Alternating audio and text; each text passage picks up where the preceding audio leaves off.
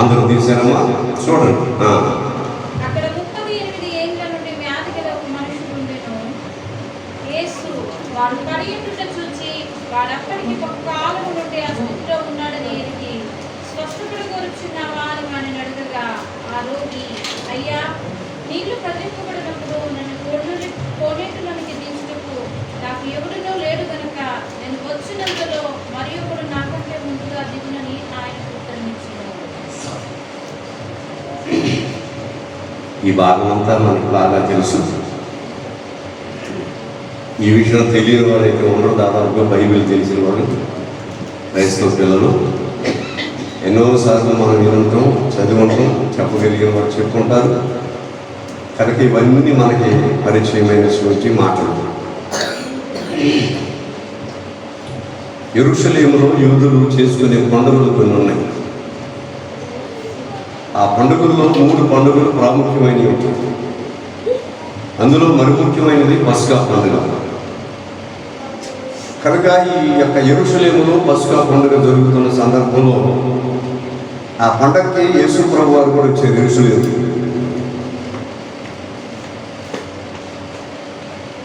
యెరూషలేములో గొర్రెల ద్వారం,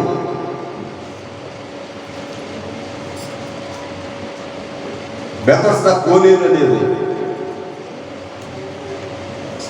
ఆ కోనేటికి చుట్టూ 5 మండపాలు ఉంటాయి. దాని నిండా రోగులే ఉంటారు. దేవదూత వస్తుంది, నీళ్లు కదిలిస్తుంది. మొదట ఎవరు దిగితే వారు ఎట్టి వ్యాధిగ్రస్తులైనా ఎక్కడ బాగుపడకపోయినా అక్కడ బాగుపడతారు.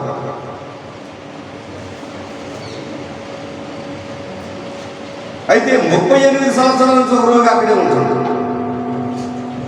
అతను మాత్రం బాగుపడతాడు. వాని కోసం ప్రత్యేకంగా యేసు ప్రభు దిగి వచ్చింది. నువ్వు బాగుపడకూడదు, స్వస్థపడకూరుచున్నావా అని అంటే ఇక ఆయన చెప్పాల్సింది చెప్పాడు. అప్పుడు యేసు ప్రభు ఏమన్నారంటే, నీ పరుపెత్తుకొని నీవు నడు అని చెప్పి. ఆ మాట ఎప్పుడైతే యేసు ప్రభు నాటి నుంచి బయటకు వచ్చిందో అది పరుగు చుట్టేసుకొని మీద పెట్టుకుని వెళ్ళిపోతూనే ఉన్నాడు. అద్భుతం అన్నమాట. దేవునికి స్తోత్రం. అంత దూరాన్ని నుండి కొంతమంది చూస్తున్నారు. ధర్మశాస్త్ర ఉపదేశకులు యూదులు ఉన్నారు. వాడిని చూసి గమనవాడి దగ్గరికి వెళ్ళి, నువ్వు పలానా రోగి కదా, 38 సంవత్సరాల నుంచి అక్కడ పడున్నాడు కదా. నేనయ్యా, 38 సంవత్సరాల నుంచి కోనేరు దగ్గర పడున్నవాడని నేనే. మరి నువ్వు ఎలాగా పరిపెత్తుకొని నడుతున్నావు? అసలు ఎలాగా? ఎందుకు?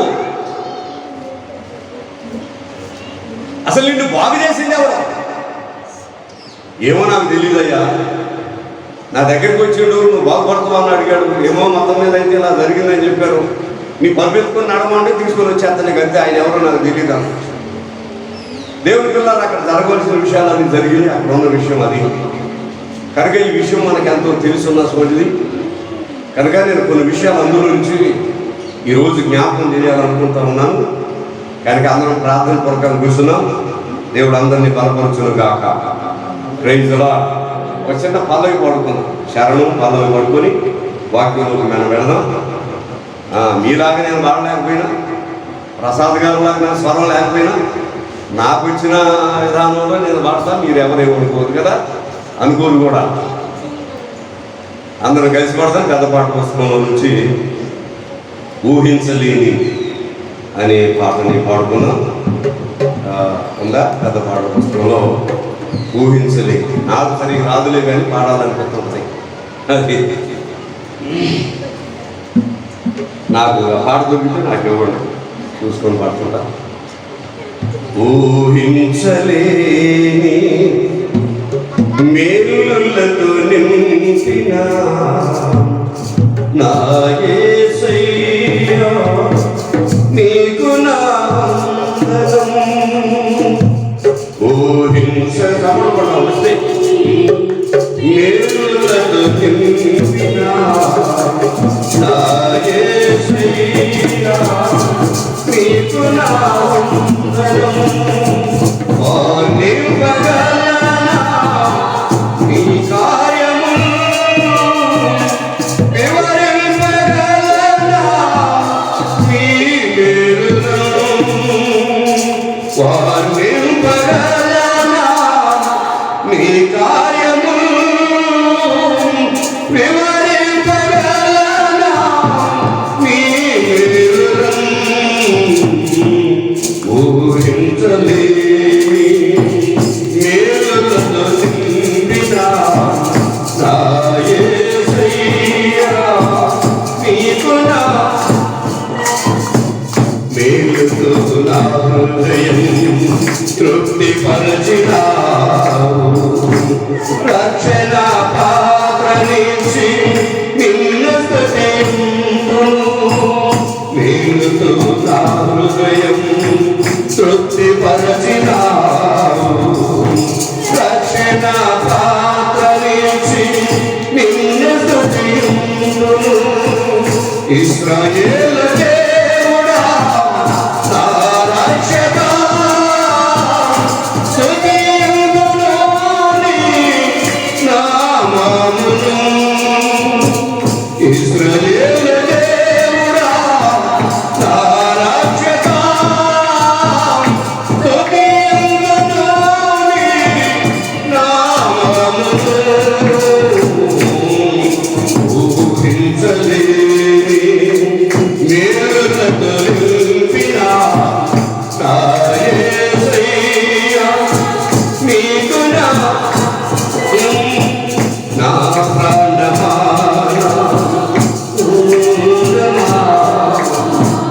యెహోవా సన్నతించుమా.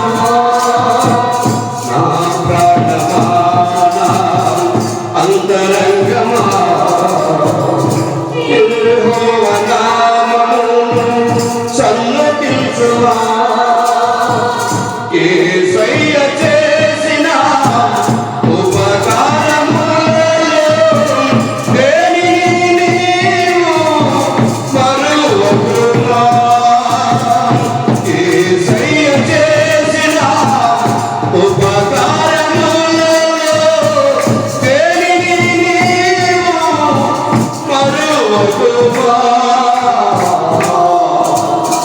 ఊహించలేని మేలులతో నింపిన నా యేసయ్యా, నీకు నా వందనము. వర్ణింపగలనా నీ కార్యము, వివరింపగలనా నీ మేలును. వర్ణింపగలనా నీ కార్యము, వివరింపగలనా నీ మేలును. ఊహించలేని మేలులతో నింపిన నా యేసయ్యా, నీకు నా వందనము. వర్ణింపగలనా నీ కార్యము, వివరింపగలనా నీ మేలును. వర్ణింపగలనా నీ కార్యము,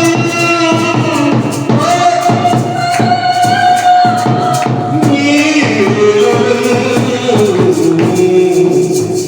ఊహించలేని మేలులతో నింపిన నా యేసయ్యా, నీకు నా వందనము. Praise the Lord. Hallelujah, hallelujah. మంచిది ప్రియులారా, చదవబడిన లేఖన భాగం చూసినప్పుడు చక్కని మాటలు ఇందులో రాయబడ్డాయి. ఒక వ్యక్తి పొడుగుతా, తర్వాత ఒక వ్యక్తి జ్ఞాపకం చేస్తాం. యెరూషలేముకు 12 గుమ్మాలు ఉన్నాయి. యెరూషలేముకు 12 గుమ్మాలు ఉన్నాయి. ఈ 12 గుమ్మాలలో గొర్రెల ద్వారం ఒకటి. గొర్రెల ద్వారం అనేది, గంట గుమ్మం అనేది, రాజగుమ్మం అనేది, ఇట్లా 12 గుమ్మాలు యెరూషలేములో ఉన్నాయి. ఈ గొర్రెల ద్వారం అనేది, గొర్రెల గుమ్మం అనేది యెరూషలేములో ఉన్న దేవాలయముకు గొర్రెలను ఇతర జంతువులను బలిగొట్టడానికి తీసుకొచ్చే ద్వారం అన్నమాట. ఈ బలిపీఠం దగ్గర, యెరూషలేము దేవాలయం దగ్గర బలిస్తారు. ఆ బలిగొట్టడానికి గొర్రెలు, పశువులు ఇంకా ఇతరమైనవి తీసుకొచ్చే ద్వారము ఈ ద్వారం. అందుకనే దాన్ని గొర్రెల ద్వారము అన్నారు. హైదరాబాద్ కూడా 12 ద్వారాలు ఉన్నాయంట, 12 గుమ్మాలు ఉన్నాయి. సరిగ్గా గుర్తు లేదు, 12 మరి ఇంకా మించు తక్కువ, 12 అనేది గుర్తుంది నాకు, కరెక్ట్ అని చెప్పట్లేదు. హైదరాబాద్ కూడా 12 గుమ్మాలు ఉన్నట్టుగా. ఇవి ఎందుకు ఏర్పాటు చేయబడ్డాయ్యా అంటే ఒక్కొక్క గుమ్మానికి ఒక్కొక్క పేరు ఉంది. రాజులు బయటికి వెళ్ళి రావడానికి ఒక గుమ్మం, ఆ గుమ్మం కంటే ఎవడానికి లేదు. సామాన్యమైన ప్రజలు ఆ గుమ్మం కంటే వెళ్ళడానికి లేదు. విదేశాల నుంచి ఎవరైనా వస్తే వారు రావడానికి వెళ్ళడానికి మరొక గుమ్మం. ఈ రాజు కూడా ఆ గుమ్మం కంటే వెళ్ళడం. బయట తెచ్చినా లోపల తెచ్చినా సచ్చినోళ్ళ దేశం పోవడానికి ఒక గుమ్మం. ఇక ఆ గుమ్మం తప్ప ఏదో గుమ్మం కూడా తీసుకెళ్ళకూడదు. పశువులు కాపర్లు, పశువులు, గొర్రెలు, మేకలు ఇవన్నీ తోలుకెళ్ళిపోవడానికి, తోలక రావడానికి ఒక గుమ్మం. అదే గుమ్మం కూడా రావాలి నువ్వు ఎటు నుంచి అయినా. ఇలాగా ఈ 12 గుమ్మాలు 12 రకాలుగా ఏర్పాటు చేయబడ్డాయి. యెరూషలేము పరలోకానికి కూడా 12 గుమ్మాలు ఉన్నాయి. నూతన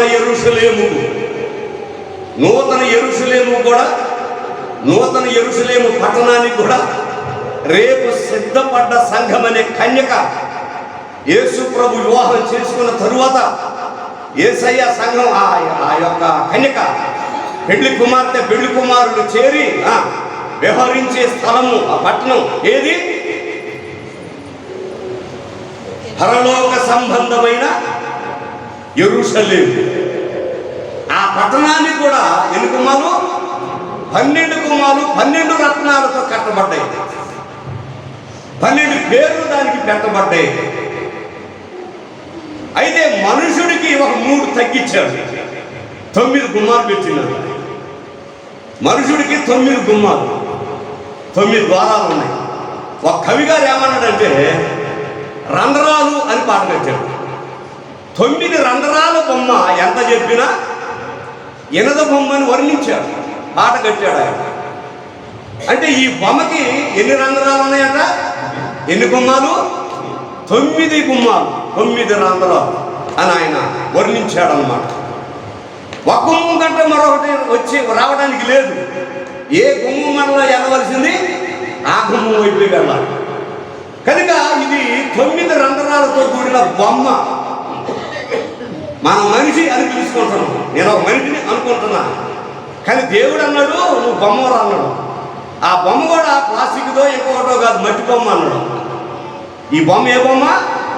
మట్టి బొమ్మ, మట్టి బొమ్మ. ఈ లోకమంతా కూడా విశాలమైన సుందరమైన నాటశాల అంటారు. నాటశాల ప్రపంచమంతా ఒక నాటశాల లాంటిది. ఈ నాటశాలలో ఈ మట్టి బొమ్మ ఎగురుతుంది, ఆడుతుంది. ఈ పాట ఆట ఎంతకాలం అయ్యి అంటే దేవునిచ్చిన ఆత్మ నీలో ఉన్నంత కాలమే. దేవునిచ్చిన ఆత్మ దేవుడు తీసుకుంటే పైసా కూడా పనిచేయమ్మా, పైసా కూడా పనిచేయ. నీకేమన్నా కొద్ది గొప్ప విలువ ఉందంటే, కొద్ది గొప్ప ఏమైనా అనుభవిస్తున్నామంటే, కొద్ది గొప్ప ఏమైనా చెప్పుకుంటున్నామంటే దేవుడిచ్చిన ఆత్మ నీలో ఉన్నంత చేపే. ఈ ఆత్మ వెళ్ళిపోతే ఈ బట్టి బొమ్మ మట్టిలోకి వెళ్ళిపోవడం, ఎగరడం ఆగిపోతాయి, పట్టడం ఆగిపోతాయి, అన్నీ ఆగిపోతాయి. పైసా కూడా ఎవడు తీసుకెళ్ళాయా పెట్టుకుంటారు మీ ఇంట్లో అంటే ఏది 35-36 సంవత్సరాలు అయ్యగారు మీ కొరకు ఇక్కడ పాటుపడ్డాడు. మీ కొరకు మందిరం ఏర్పాటు చేసి, సంఘాన్ని ఏర్పాటు చేసి మీ కొరకు వాక్యం బోధించడు. అయ్యగారు వచ్చి 4 రోజులు పెట్టుకునే బాబురావు గారు, నాగేశ్వరరావు గారు అంటే పెట్టుకుంటారా? ఎవరో పెట్టుకోము. అలాంటి విలువ లేని బొమ్మ నీకు విలువ ఉంది అంటే, నిన్ను ఎవడైనా గురించి చెప్పుకుంటున్నాడంటే, ఏదైనా నువ్వు చెప్పుకొని చేసుకోగలుగుతున్నావంటే దేవునిచ్చిన ఆత్మ నీలో ఉంది కనుకనే ఆ పని చేయగలుగుతున్నావు. కనుక ఆత్మ వెళ్ళిపోకముందే నీ విలువను గుర్తించి, విలువిచ్చిన యేసుని, నిన్ను నడిపిస్తున్న, బ్రతికిస్తున్న, జీవమిచ్చి సమస్తమిచ్చి పోషిస్తున్న దేవునిని గుర్తించి ఆయన కలిగి జీవించకపోతే రేపు నరకమే. కనుక ఆ నరకంలోకి వెళ్ళకుండా ఉండడానికి ఆ దయగలిగిన దేవుడు మరలా మనుషు స్వరూపిగా వచ్చి నీ కొరకు రక్తాన్ని కార్చి, ప్రాణమిచ్చి, వాక్యమిచ్చి, సంఘాన్నిచ్చి, సేవకుల్నిచ్చి, సహవాసమిచ్చి నిన్ను మరలా సమకూర్చుకుంటున్న దేవుడికి ఇష్టం. హల్లెలూయా. కనుక అది అర్థం చేసుకుందాం, ప్రభు కొరకే నిలుద్దాం. ప్రభు అందరినీ బాధపరచును గాక. కనుక ఈ యొక్క యెరూషలేము చుట్టూ ప్రహరీ ఒక గోడ ఉంటుంది. ఆ గోడకి 12 గుమ్మాలు ఉన్నాయి. కనుక ఈ 12 గుమ్మాలు ఒక్కొక్క దానికి ఒక్కొక్క ఏర్పాటు చేయబడింది. ఇది బలి ఇవ్వటానికి యెరూషలేములో ఉన్న మందిరం దగ్గరికి ఎవరైనా బలి ఇవ్వటానికి వచ్చేటప్పుడు ఆ ద్వారం గుంట ఈ గొర్రెలు ఇతర జంతువులన్నీ తీసుకొచ్చి బలిచ్చి మళ్ళీ అదే ద్వారం గుంట వెళ్ళిపోవాలి. అలాంటి ఒక ప్రత్యేకమైన ఏర్పాటు అది. కనుక ఇది ఇప్పుడు యెరూషలేములో మందిరం ఉన్న స్థలంలో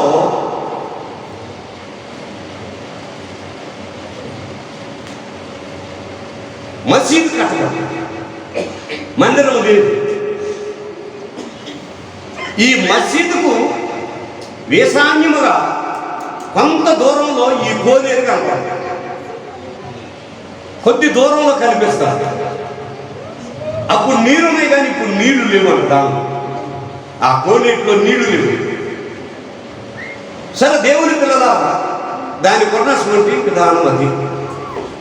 కొన్ని విషయాలు మీకు గుర్తు చేయాలని నేను ఆలోచిస్తూ ఉన్నాను. దేవుని యొక్క లేఖనంలో చదువుబడిన భాగాన్ని చూసినప్పుడు ఇందులో రాయబడినటువంటి మాటలు చక్కగా ఏర్పాటు చేయబడ్డాయి. అవి మనం జ్ఞాపకం చేసుకుంటాం. 2 భాగాలుగా ఇక్కడ ఏర్పాటు చేయబడ్డాయి. ఈ 2 భాగాలు ఏమిటంటే, ఒకటి దేవదూత వచ్చినప్పుడు నేల ద్వారా జరిగే కార్యక్రమం, రెండవది యేసు ప్రభు ద్వారా జరుగుతున్న కార్యక్రమం. 2 ఇక్కడ రాయబడ్డాయి. కనుక ఈ చదవబడిన భాగాన్ని మనం చూసినప్పుడు దేవుని పిల్లలారా, దేవుడు మరి ఎందుకో రోగులు బాగు చేయటానికి నీళ్ళ వాడుకున్నాడు. ఏంటి వాడుకున్నాడండి?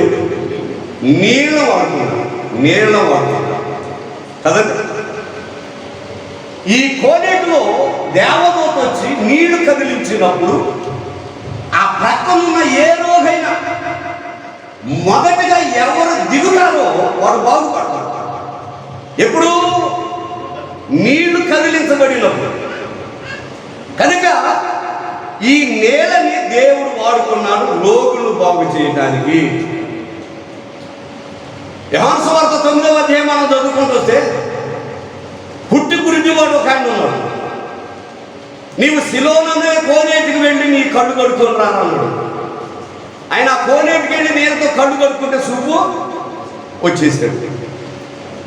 సిరియా దేశం నుంచి నయమాన్ ఒక ఆయన వచ్చాడు. ఓ భక్తుడు అన్నాడు, పోయి యోర్దాను నదిలో 7 సార్లు మునిగి రారా అన్నాడు. అంటే రోగులు బాగు చేయటానికి, అది కుష్ఠ రోగమే కానీ ఇంకొక రోగమే కానీ ఏ రోగమైనా కానీ నేలని దేవుడు వాడుకున్నాడు. ఇప్పుడు మన పాపరోగం పోవాలంటే మనకు నీళ్లు కావాలి. బాప్తిసం వాడు తప్పిదాలను ఒప్పుకొని మారు మనసు పొంది యేసుక్రీస్తు తండ్రి కుమార పరిశుద్ధాత్మ నామములో నీటిలో పూర్తిగా మునిగి లేవటం వల్ల ఆ నీరు నీ పాపాన్ని కడిగేస్తానంటే యేసు రక్తంలో కడగబడుతుంది అని. ఒంటి దుర్వాసన పోవాలని నీరు కావాలి. మేకను కోసినా దాని దుర్వాసన పోవాలన్నా నీళ్లు కావాలి.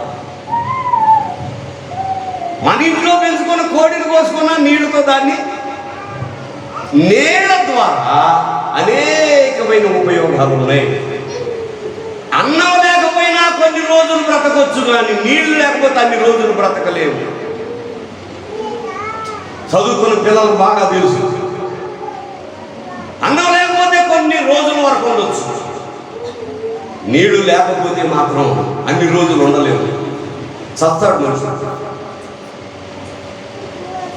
నీళ్ళు ఎంత ఉపయోగమో అది దేవునికి తెలుసు కనుక ఏదైనా తోటను ఏర్పాటు చేసి ఆ తోటలో ఒక నదిని దేవుడు చీల్చి నీటితో నింపాడు. దేవునికి స్తోత్రం.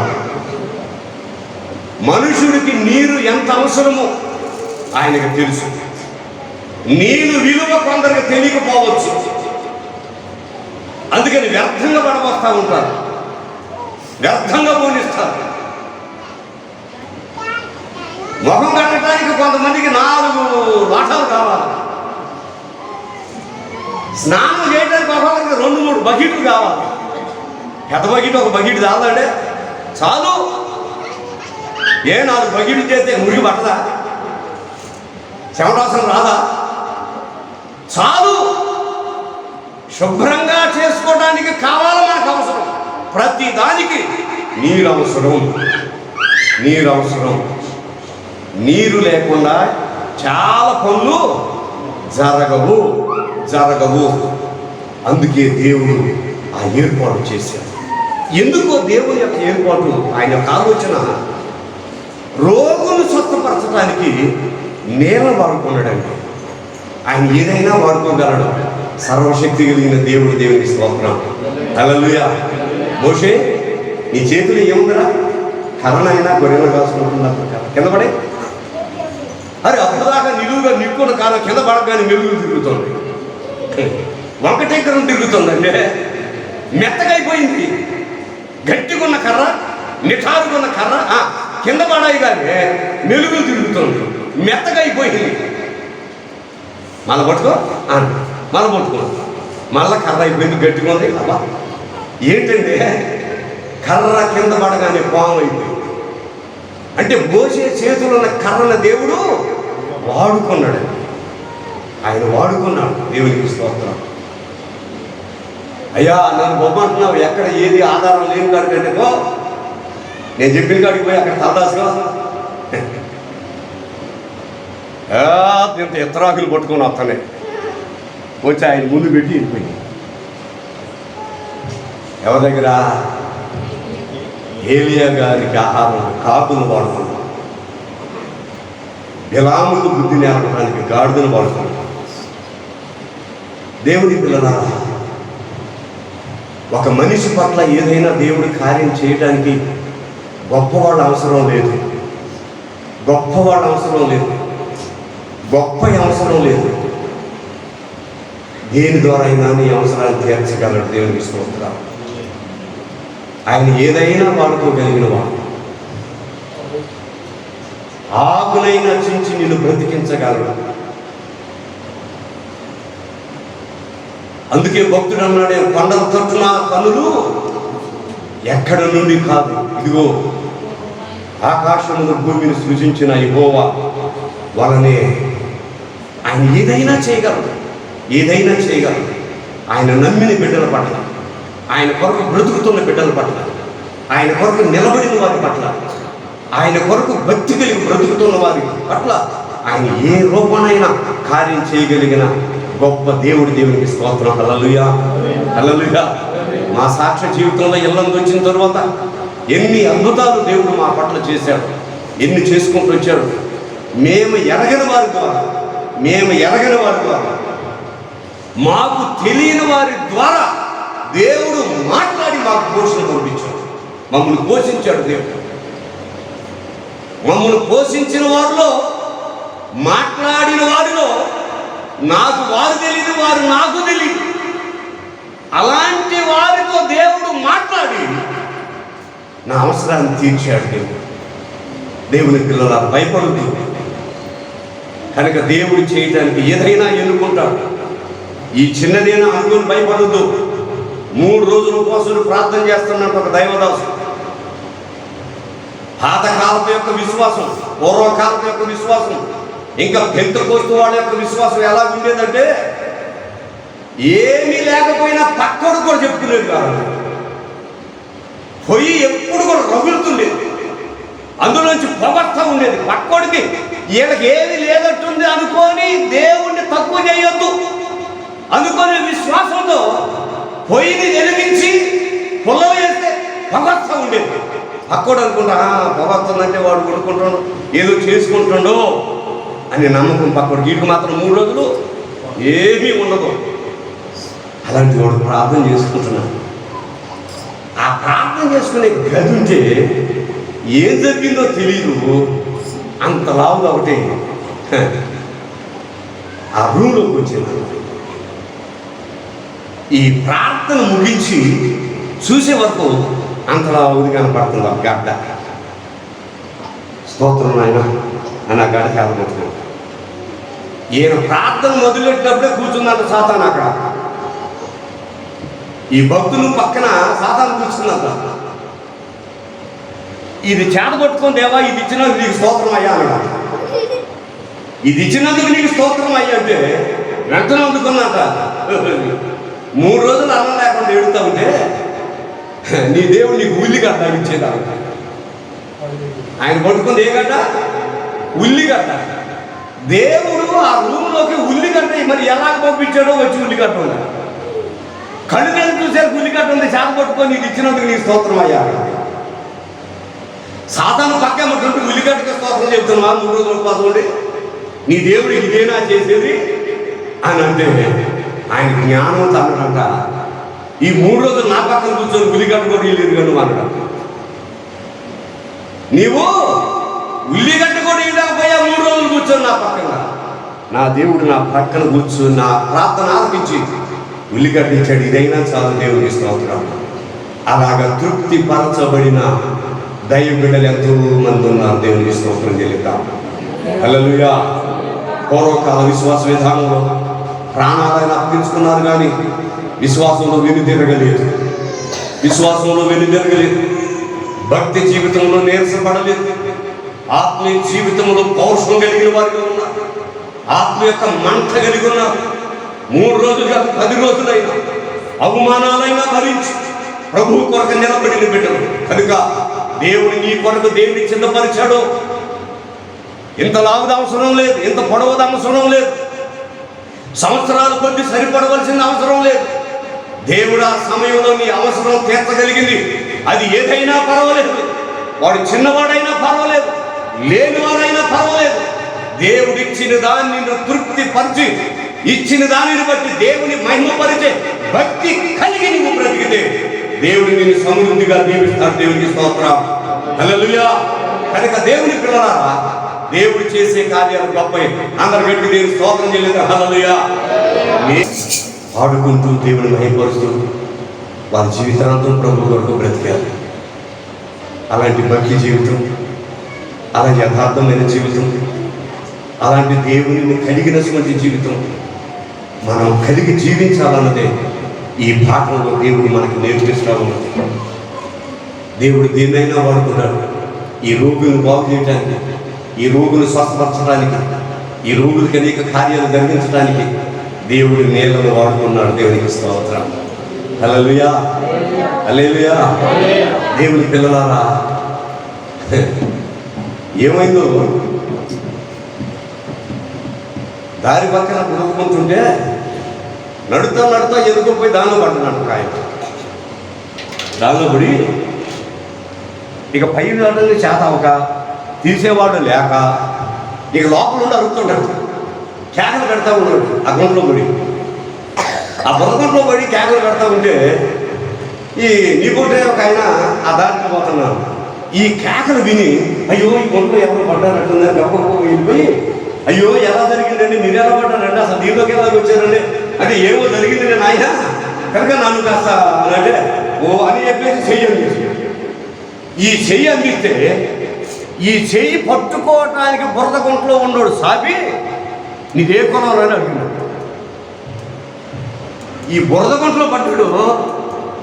ఈ పైన ఉన్నవాడు చెయ్యి దాపి బయటికి తీద్దానికి ఆయన కూడా చెయ్యించి అంత దూరం రాగానే నీదే కొనం అని అడిగినాడు. సాగు బ్రతుకుల మధ్యలో ఉంది. నీదే కులం అబ్బాయి. యేసయ్య కులాన్ని చూసి బ్రతికించలే మనుషులు. యేసయ్య కులాన్ని చూసి లోకంలోకి రాలైన. యేసయ్య కులాన్ని చూసి రక్షించట్లేదు. యేసయ్య కులాన్ని చూసి మేలు చేయట్లేదు. కులాన్ని బట్టి పరలోకాన్ని సిద్ధపరచట్లే.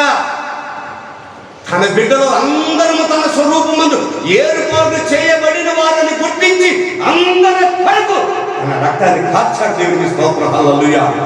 రక్తానికి ఏ కులము, భూమికి ఏ కులము, గాలికి ఏ కులము, నీరుకి ఏ కులము, సూర్యునికి ఏ కులము, దేవుడిచ్చిన దానిని ప్రతి ఒక్క దానికి కులం లేకుండా అనుభవిస్తున్న నీవు భూమిలో నీదే కులమరా అని కులాలను విభజించి దేవుడు కూడా ఏర్పాటు చేశాడు. దేవుళ్ళు కూడా కులాలు కట్టగట్టాడు. ఈ దేవుడు ఫలాను వాడు దేవుడు, ఆ దేవుడు ఫలాను వాడు దేవుడు, ఇక్కడ రాకూడదు వీళ్ళు అక్కడ పోకూడదు అని దేవుళ్ళు కూడా విభజించారు. ఎంత కార్యం జరిగిందండి. దేవుని ప్రేమ గొప్ప. దేవునికి స్తోత్రం. హల్లెలూయా. ఆయనకు కులం లేదండి. ఆయనకు కులం లేదు. ఆయన ఇచ్చిన దానికి కులం లేదు. అందరికి సమానంగా పంచుతున్నాడు. అందరికి సమానంగా పంచుతున్నాడు. ఇక్కడ కూర్చున్న నీవు నేను కూడా గుర్తించాలి. మనమందరం అర్థం చేసుకోవాలి. ఎవడైనా మాట్లాడితే నాది ఫలానా కులం. ఏ కులం? యేసయ్య కులం, క్రైస్తవ కులం. దేవునికి స్తోత్రం. హల్లెలూయా. దేవుని పిల్లల మనకి విభేదాలు లేవు, మనకి ప్రత్యేకతలు లేవు. అందరం కూడా దేవుని బిడ్డలు మనము. అదే ఇక్కడ కులం మతం లేదు. అక్కడ రోగైన ప్రతివాడు ఉన్నాడు. అక్కడ ఈ కోనేరు దగ్గర ప్రతి ఒక్కడు పడున్నాడు. ఈ కోనేరు దగ్గర కులాలు లేవు. ఈ కోనేరు దగ్గర మతాలు లేవు. ఈ కులం దగ్గర ఈ కోనేరు దగ్గర ఏ తేడా లేదు. కులాన్ని బట్టి దేవదూత నీళ్లు కదిలేదు. కులాన్ని బట్టి ఆ నీళ్ళలో దిగినోడు బాగుపడలేదు. అక్కడ అన్ని వర్గాలు, గుడ్డివాళ్ళు ఉన్నారు, గుడ్డివాళ్ళు ఉన్నారు, ఓళ్ళ కాళ్ళు చేతులు కలవాళ్ళు ఉన్నారు, రకరకాలైన వ్యాధిగ్రస్తులు అక్కడ పడి ఎప్పుడు దోత వస్తుందో దిగుద్దో నీళ్లు కదులుతో దిగి బాగుపడాలని ఎదురు చూస్తున్నారు. కనుక దేవుని పిల్లలారా, అక్కడ కులం లేదమ్మా. బాగుపడే దగ్గర, మంచి కార్యాల దగ్గర, దేవుని దగ్గర, ఆరాధన దగ్గర, దేవుని మందిరములు, దేవుని సంఘములు, ఆరాధించుకునే స్థలములో కులము లేదు, వ్యత్యాసం లేదు. మనం అందరం కూడా యేసయ్య బిడ్డలం. గడికి స్తోత్రం చెబుదాం. హల్లెలూయా. అందరూ దేవుని బిడ్డలు, దేవుని కుమార్తెలుగా, దేవుని కుమారులుగా, దేవుని ఆరాధించి దేవుడు నీ కొరకు సిద్ధపరిచిన మేలును పొందుకోవడానికి నీ హృదయాన్ని సిద్ధపరిచి కనిపెట్టుకొని చూడు. నీ హృదయాన్ని సిద్ధపరచుకొని కనిపెట్టుకొని చూడు. యేసయ్య ఒక వర్గానికి చెందినవాడు కాదు, ఒక మతానికి చెందినవాడు కాదు, ఒక కులానికి చెందినవాడు కాదు, గొప్పవారికి చెందినవాడు కాదు. ఆయన అందరికీ దేవుడు. యేసుక్రీస్తు అందరికీ ప్రభు. ఆయన ప్రభువు కనుక నిన్ను నన్ను రక్షించి తన రాజ్యంలో చేర్చుకోవడానికి వచ్చిన వాడైన యేసయ్య. దేవుని పిల్లలారా, అనేక విషయాలు అక్కడ మనకి ఏర్పాటు చేయబడి కనుక దేవుని సన్నిధిలో గుర్తు చేసుకున్నాం. దేవుడు ఆ రీతిగా వాడుకుంటూ ఉన్నాడన్న సత్యాన్ని కొన్ని మాటలు మీకు గుర్తు చేయడానికి ముందుకు వచ్చాను. కనుక దేవుని పిల్లలారా, గుడివాడు వచ్చినప్పుడు ఉమ్ము కింద వేసి బురద చేసి తన కళ్ళ మీద పెట్టి నువ్వు కోనేటికెళ్ళి నువ్వు కడుక్కొని రా అంటే వాడు ఆ మాటను నమ్మి కోనేటి దగ్గరికి వెళ్ళి కళ్ళు కడుక్కుంటే నేలతో చక్కని చూపు వచ్చిందండి. దేవునికి స్తోత్రం. చక్కని చూపు వస్తే అట్నుంచంటే పారిపోలే, మన యేసయ్య దగ్గరికి వచ్చినాడు. దేవునికి స్తోత్రం. హల్లెలూయా. హల్లెలూయా. దేవుని పిల్లలారా, అసహించుకోవద్దండి, బాధపడొద్దండి. ఆయన ఏం చేసినా నీ మేలు కొరకే చేస్తాడు, నీ కుటుంబం కొరకే చేస్తాడు. అమ్మా, ఎవరు దిగులు పడొద్దు, ఎవరు ఇబ్బంది పడొద్దు. దేవుని సన్నిధిలో మనం అందరం కూడా గొప్ప యోధులుగా నిలబడదాం. దేవుడి యొక్క గొప్ప కృప మనకు దయచేయనట్లుగా ఒక్క మాట చెప్పి ప్రార్థనలోకి వెళ్దాం.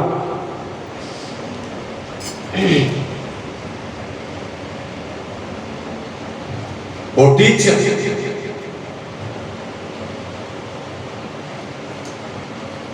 చాలా భయంకరమైన పరిస్థితుల్లో తను పుట్టాడు. తన తర్వాత చాలామంది ఉన్నారు. ఆ తరువాత ఈయనకి వయసు దాదాపు 17 సంవత్సరాలు. మంచి చదువుకుంటున్నారు, అధికారంలోకి వెళ్ళి చదవడానికి కూడా సరిపడినటువంటి కుటుంబం. అయినా కష్టపడి ఏదో ఒక విధాన్ని చదువుకొని మంచి ఉన్నతమైన స్థితిలోకి వచ్చారు. ఆ తర్వాత మంచి ఉద్యోగం ఏర్పాటు చేయబడింది. టీచరు ఉద్యోగం వచ్చింది. ఉద్యోగం తీసుకుంటూ ఉన్నాడు. ఈ ఉద్యోగం తీసుకుంటున్న సమయంలో భయంకరమైన వ్యాధి ఆయనకి సోకింది. ఈ భయంకరమైన వ్యాధి సోకినప్పుడు దేవుని పిల్లలారా, ఎక్కడెక్కడికో వెళ్ళిపోయారు, ఏదో చేశారు, కానీ స్వస్థత జరగలేదు. జబ్బు ఎక్కువైపోయింది. ఆయనకున్న జబ్బు ఏమిటంటే ఎవరూ దగ్గరికి వెళ్ళకూడదు. ఎవరైనా ఆయన రూమ్లోకి వెళ్ళినా, దగ్గరికి వెళ్ళినా అది వాళ్ళకి చూపు అంటుకుంటుంది. ఇంటి వాళ్ళందరూ కూడా గదిలో పెట్టి ఆయన చేశారు. అక్కడికి ఎవరు వెళ్ళట్లేదు. ఈ కరోనా కిందకు వస్తే మనిషి కలుసుకోకూడదు ఎట్లాగానే ఉన్నదో, ఇంట్లో పిల్లలకు వచ్చినా, భర్తకు వచ్చినా, భార్యకు వచ్చినా కొంతమంది ఏం చేశారంటే ఈ కరోనా సందర్భంలో ఈ ఏమైనా తీసుకొచ్చి ఏమంటుంటే దోదం తీయటం, అక్కడ పెట్టడం, వెళ్ళిపోవటం. వాడు మెల్లిగా లేచి వచ్చి వాడిని తీసుకుని లోపలికి వెళ్ళి తలుపు దగ్గర తీసుకొని తినటం. ఇలాంటి పనులు జరిగింది కొన్ని స్థలాల్లో. కనుక అది భయంకరమైన జబ్బు. ఎవరైనా వెళితే ఇలా జరుగుద్దని పిల్లలు అందరూ కలిసి ఒక రూమ్లో ఉంచి కావలసిన అలా ఇచ్చి వచ్చేస్తూ ఉన్నారు. దేవుని పిల్లలు చాలా కాలం గడిచిపోయింది. వైద్యం లేదు. ఇక ఆయనకి చేయవలసిన ఎన్ని చేశారు ప్రయత్నాలు. ఇక ఆఖరి పరిస్థితుల్లో ఉన్నారు. ఇక ఆశలు వదులుకున్నటువంటి పరిస్థితి. ఆ సమయంలో ఆయన పాఠాలు నేర్పుతూ ఉన్నప్పుడు నేర్చుకున్న స్టూడెంట్, చిన్నపిల్ల, పాప అన్నమాట, 12 సంవత్సరాల వయసు. ఎందుకో మా సార్ రావడం లేదు అని అడ్రస్ తీసుకొని సార్ ఇంటికి వెళ్ళి అడిగితే వాళ్ళు అన్నారంట, లేదమ్మా ఇక్కడి సంగతి అని వెళ్ళిపోయింది. మరలా వచ్చిందంట.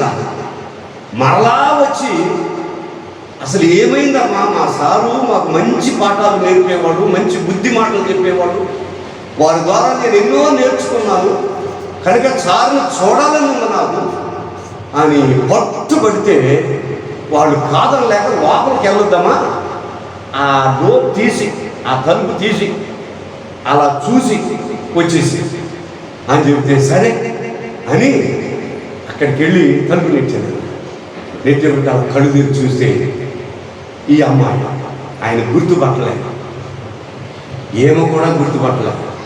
అలానే మాత్రమే తెలుసు. ఆ సమయంలో అయ్యా లోపలికి రావచ్చా అని అడిగితే, రాకూడదమ్మా, మా సొంత ఊళ్ళు, నా కుటుంబం అంతా కూడా నన్ను ఎలా చేసి నాకు వచ్చిన వ్యాధి ఎలాంటిది, కనుక నువ్వు రావద్దు, ఎవరి వల్ల వెళ్ళిపోమ్మా అని అంటే వెళ్ళిపోయింది. మళ్ళా 3వ రోజు వచ్చింది. 3వ రోజు ఇంటికి వెళ్ళాలి. డైరెక్ట్గా సార్ దగ్గరికి వచ్చి తలుపు తీసి, అయ్యా లోపలికి రావచ్చా అని అడిగితే, ఎన్నిసార్లు చెప్పినా ఏందమ్మా నువ్వు, తర్వాత ఏదన్నా అయితే నన్ను నాది కాదు బాధ్యతారా, చూసి వెళ్ళిపో అని అంటే వచ్చి చూసి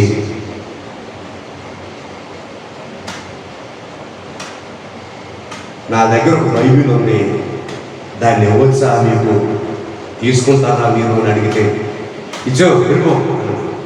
దాన్ని తీసుకొని ఇచ్చింది. ఆమె వెళ్ళిపోయింది. ఆయన తీసుకున్నాడు, పక్కన పెట్టుకున్నాడు. మళ్ళా 4వ రోజు ఇలాగ జరుగుతుంది.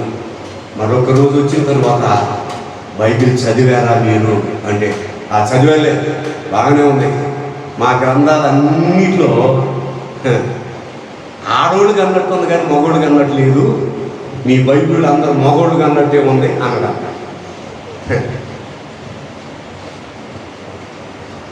అబ్రాహం ఇసాకు కానీ, ఇసాకు యాకోబుని కానీ, యాకోబుని అన్నాను, వాళ్ళకన్నా మా గ్రంథాలను ఆడవాళ్ళకి అన్నట్టు ఉంది, మీ గ్రంథంలో అందరూ మగోళ్ళకి అన్నట్టు ఉందమ్మా, ఇది అయితే ఎక్కడ లేదు, మరి ఇడ్డూరంగా ఉంది, చదివి నేను సరయ్యా పూర్తిగా చదవండి, పూర్తిగా చాలు. మీకు ఒక చిన్న ప్రార్థన చేసి వెళ్ళొచ్చా? సరే, ప్రార్థన చేసి వెళ్ళొచ్చు అంటే మోకరించి ప్రార్థన చేసి, ప్రభువా, ఈ నీ కుమారుని మీరు ముట్టి ఈ జబ్బు నుంచి బయటపడేనైనా మీ శక్తి ఏంటో మీ ప్రభావం ఏంటో తనకి అర్థమయ్యేటట్టుగా చేయలేక అని ప్రార్థన చేసి వెళ్ళిపోయిందంట. బైబిల్ చదవటం ప్రారంభించాడు, దేవుడు మాట్లాడటం ప్రారంభించాడు.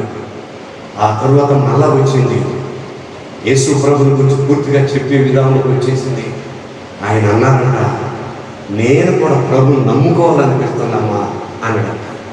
అప్పుడు మళ్ళా మోకరించి, ప్రభువా, నీవు ఆయన పట్ల కార్యం చేస్తున్నావు కనుక ఈ జబ్బు కూడా తొలగిపోయి ఆయన మంచివాడు అవ్వాలని, ఆయన నిన్ను పూర్తిగా తెలుసుకోవాలయ్యా, నీవు ముట్టి బాగు చేయి అని ఈ 12 సంవత్సరాల వయసు కలిగిన ఈ అమ్మాయి ఆయనకి ప్రార్థన చేసి మోకాళ్ళ మీద నుంచి లేచి వెళ్ళిపోతా ఉన్నప్పుడు చెయ్యి పట్టుకొని, అసలు నువ్వెవరవమ్మా, నువ్వెవరవు? 12 సంవత్సరాల వయసు కలిగినంత వయసు నీకుంది.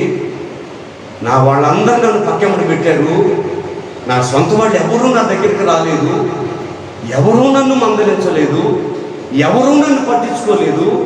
చివరికి నా సొంత వాళ్ళు అన్నం తీసుకొచ్చి అక్కడ పెట్టి వెళ్ళిపోయేవారు.